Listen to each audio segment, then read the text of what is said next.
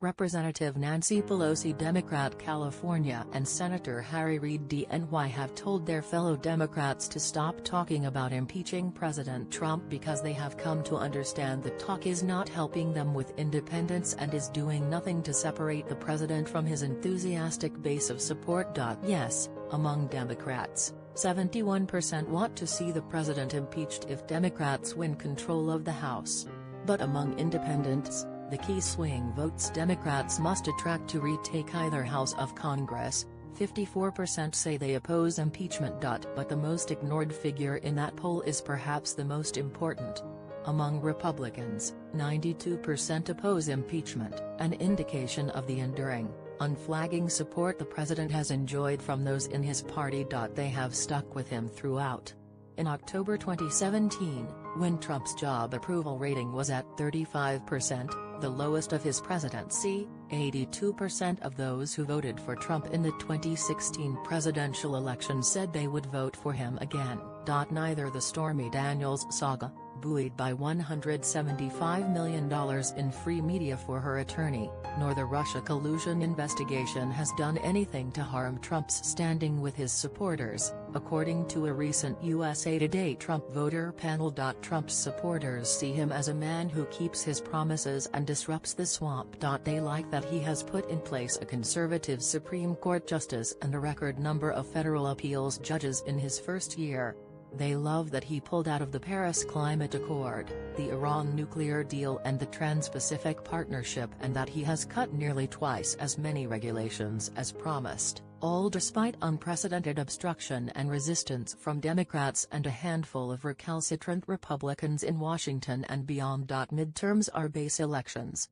About 130 million vote in presidential elections, but only 95 million vote in midterms. That means it's important to turn out the base.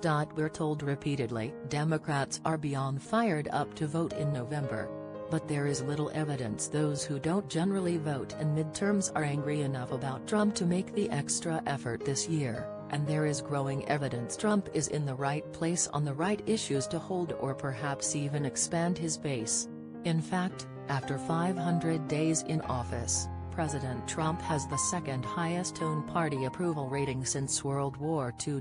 Based on recent polling, immigration is, as Gallup put it, the strongest countervailing issue determining Republican turnout, and Trump's proposal, amnesty for 1.8 million illegal aliens in exchange for funding the wall on the Mexican border and ending chain migration and the diversity visa program, encompasses the popular position on every major immigration issue, as a National Review report stated. Then there is the subject that touches every American, the economy, and Trump is doing so well on that front that even the New York Times had to admit it ran out of words to describe how good the job numbers are. Since Trump took office, nearly 3 million jobs have been created, and wage growth is at the highest point since President Bush left office. Unemployment has dipped to its lowest level since 2000 and to record lows for African Americans and Asians.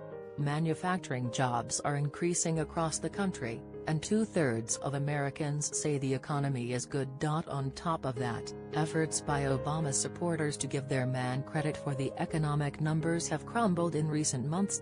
Republican congressional candidates are right to worry whether Trump's coattails and loyal supporters are enough to keep them in control of Congress beyond this year.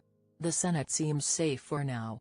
But the battle for control of the House remains a toss-up. Democrats continue to hold a small but stubborn lead in the generic ballot question, and there is no guarantee, particularly as political turmoil in Italy threatens the European Union economy. The economy still will be a political plus come November. There is no one-size-fits-all solution for Republicans to win in 2018. But all Republicans have to hope the Trump economic renaissance continues and that no external event, such as Trump's dealings with North Korea, becomes a problem. So far, those meetings have been a net plus for the president. In the meantime, Republicans should focus on the Democratic impeachment fetish and the left's radical views on immigration, because it fires up the Republican